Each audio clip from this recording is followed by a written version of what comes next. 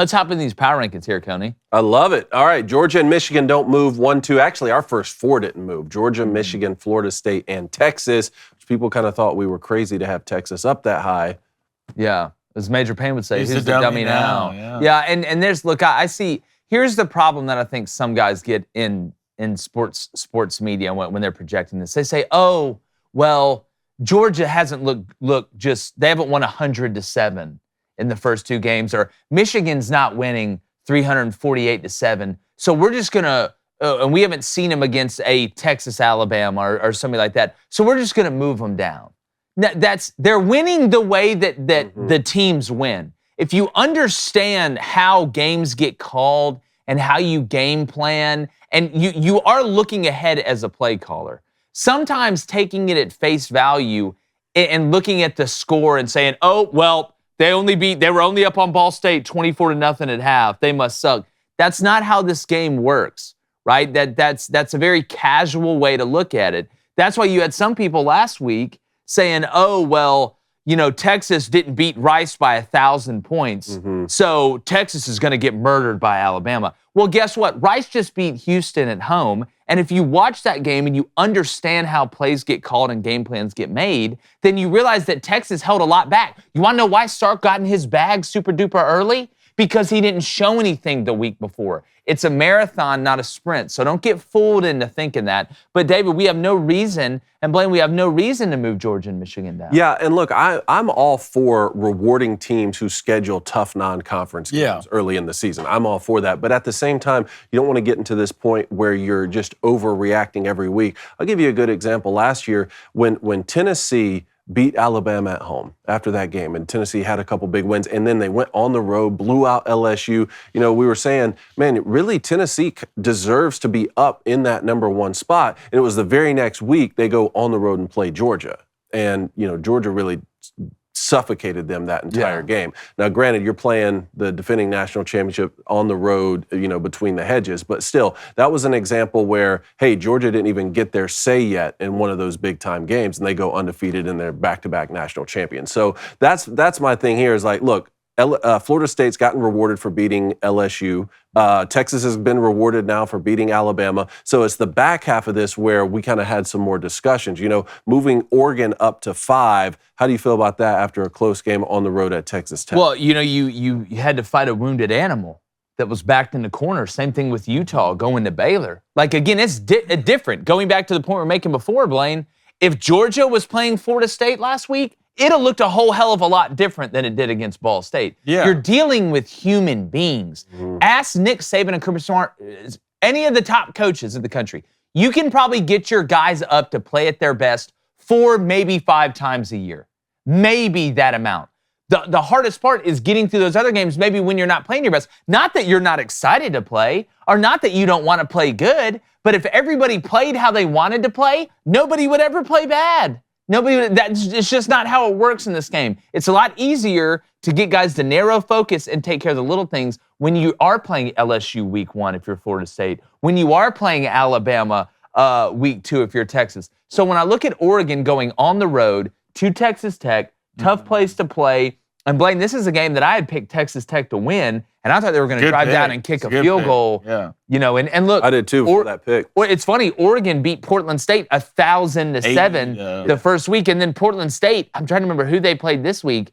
It was a decent team that played decent week 1, and they were in it for a while. So it just goes to show you, but Oregon, that's a big win on the road. That's a gut win. That's a gutsy win. That's a drop the pelotas win. And when you got to go get one, sometimes you just got to survive. Yeah. Like Auburn at Cal. Look, a win's a win. A win's a win. At the end of the day, like if you keep winning, you're gonna stay where you are. But there's a level of reward that comes with playing ranked teams early in the year. It's just the amount of level of reward that you get, right? Because like right now, like y'all don't think USC's a top 10 team. Or you could got them at 11. You got them at 11. Okay, I'm fair with that. I don't think Utah should be hurt. Utah's gone 2-0 with the backup. No, but with a backup to the backup. Yeah. Right? You're calling someone's cousin to come play for you. The assistant to the assistant regional manager. So I agree with this because like styles make fights at the end of the day. Like you really like Georgia right now. Like Like, you know what Georgia is, but you don't know what level Georgia is this year after watching Georgia from last year with Carson Beck. Michigan, I think Michigan has the best roster in football. Michigan looked good this week. Yeah, I think J.J. Michigan has the McCarthy best roster in taken that football. next step, man. But I don't think they should be the number one team in the nation. When you have a great product, Tell them. like we've seen some universities on the gridiron this past weekend, you need a great company to help sell it, which is why you need Shopify. Hit that noise, David. Dollar bills, y'all. Money. The all-in-one commerce platform for starting, running, and growing your business. They make it easy to sell to anyone from anywhere. You have all the resources and tools available for a large business available to you right now. I always get asked for people that start podcasts and things like that, trying to get out of the mud. There's so much going on. I want to sell merch. I want to do this. And you're all excited at first. And then just like when you're starting a business like that you're going to put in a shopping mall, like you're like, oh, there's so much that I have to do. It's overwhelming. This is where Shopify comes in. They're able to make it easy. We always say work smarter, not harder. This isn't 1951 anymore, okay? You don't have to go in there and just start getting a bunch of wood and carve out a store. Let Shopify help you. You can customize your online store to your brand, discover new customers, and build the relationships that create die-hard fans. They help you manage inventory, track payments, view real-time business insights from a single dashboard. And you can sign up for $1 per month trial at shopify.com/crane. All right, that's shopify.com/crane, CRAIN, all lowercase. Let me say this again. That's Shopify, SHOPIFY.com/crane to start selling online today. Shopify.com/crane. Hit that button, David. Oh, you want that sound again? I want it. Ching.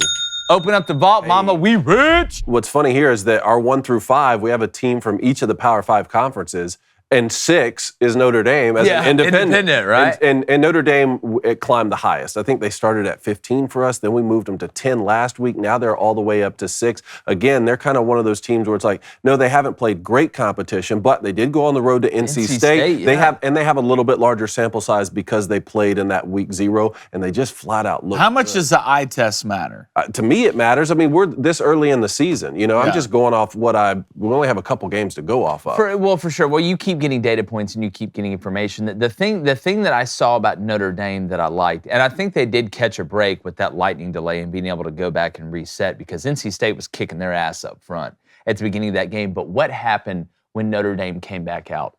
First play, Estime hits them for 75 yards. Mm-hmm. And then every time NC State would get close, Notre Dame would make a big-time play. I think their skill guys, obviously outside of Sam Hartman, are going to keep maturing because they're young on the outside. But what I like about Notre Dame is that defense flies around and is overtly physical. Number 8. And they're athletic. Number 8 looks like Polamalu out there running around destroying people. The thing with Notre Dame, they always have the hog mollies, the big guys up front. They can get you going north and south.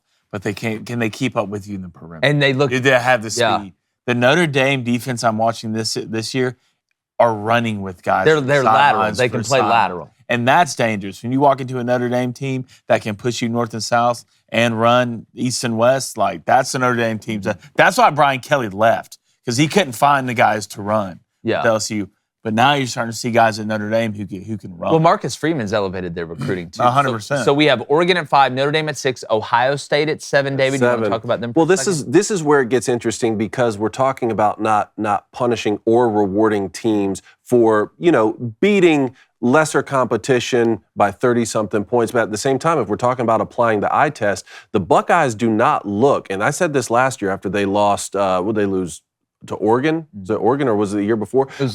Early in the season, these Buckeyes teams don't look like how they used to, where they're just absolutely playing efficient football, no mistakes. And part of that's, you're trying out a new quarterback. In the last 4, I think you've had, have all been Heisman Trophy finalists. So there's just a certain level of maturity that needs to come with playing a new quarterback. And Marvin Harrison Jr. did have a huge game. Oh, he did. He's running wild. But that's an example where it's like, okay, are the Buckeyes, are they just beating teams by 30 points here early in the season because they're not showing much and they're just trying to get Kyle McCord familiar with the offense, and they're, when they play Notre Dame on the road or something like that, that's their coming out party?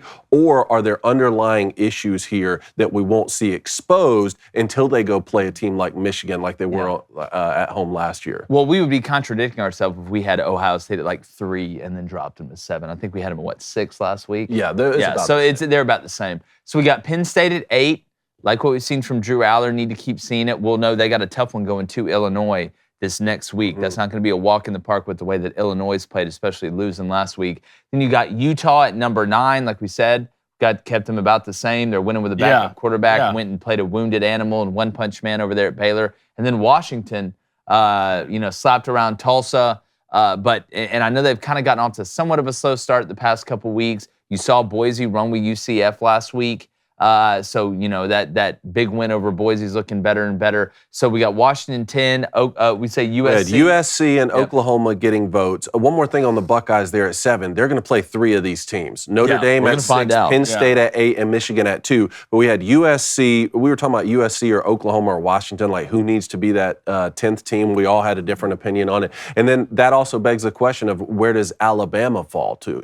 How far do they fall after that loss? Because they have to be right in that range. Right? Yeah, that means 100%. Yeah, you don't drop them off a cliff, but I mean we got them outside of right now. If Alabama played Oklahoma on a neutral field, I think it would be tight. If Alabama played USC on a neutral field, I think there'd be a lot of points scored in that game.